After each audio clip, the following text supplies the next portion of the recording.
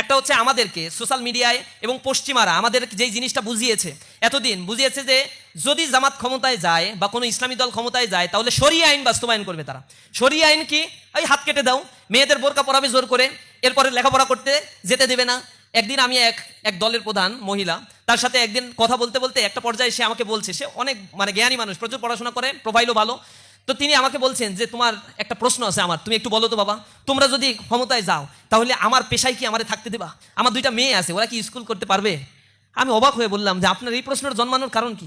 বলছে না, তোমাদের তো এমনি ভালোবাসি, কিন্তু তোমরা ক্ষমতায় গেলে কি না কি করে ফেলো বা এইগুলো মানুষ বলে, আমাদের বলছে যে তোমরা মেয়েদের নাকি ঘর থেকে বের হইতে দেবা না, পড়তে দেবা না, এরপরে ওই যে কি বলে শরীয়তের আইন বাস্তবায়ন করবা, হাত কেটে দেবা। শরীয়ত কি খালি হাত কাটা? শরীয়ত কি খালি বোরকা পরায় রাখা?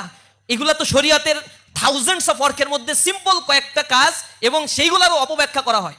হাত কাটে, চুরি করলে হাত কাটতে হবে। হযরত ওমর রাদিয়াল্লাহু তাআলা আনহুর সময় একবার মক্কা মদিনায় দুর্ভিক্ষ দেখা দিয়েছিল। এই সময় এই বিধানটা সাময়িক সময়ের জন্য কার্যকর করা হয় নাই। কেন করা হয়নি? কারণ মানুষ দুর্ভিক্ষের কারণে খাদ্যই পাচ্ছিল না। তখন মানুষ চুরি করে হোক, যেভাবে হোক, নিজে সার্ভাইভ করার চেষ্টা করছিল। এই সময় ওমর রাদিয়াল্লাহু তাআলা আনহুর কাছে অত্যাধিক চুরির কেস যখন আসছিল, ওমর রাদিয়াল্লাহু তাআলা আনহু বলেছেন যে না, যতক্ষণ না পর্যন্ত সবার মুখে আমি খাদ্য পৌঁছে দিতে পারি ততক্ষণ না পর্যন্ত এই বিধান কার্যকর করা আমার জন্য শোভনীয় নয়। ইসলাম এরকম রিল্যাক্স, ফ্লেক্সিবল। আমাদের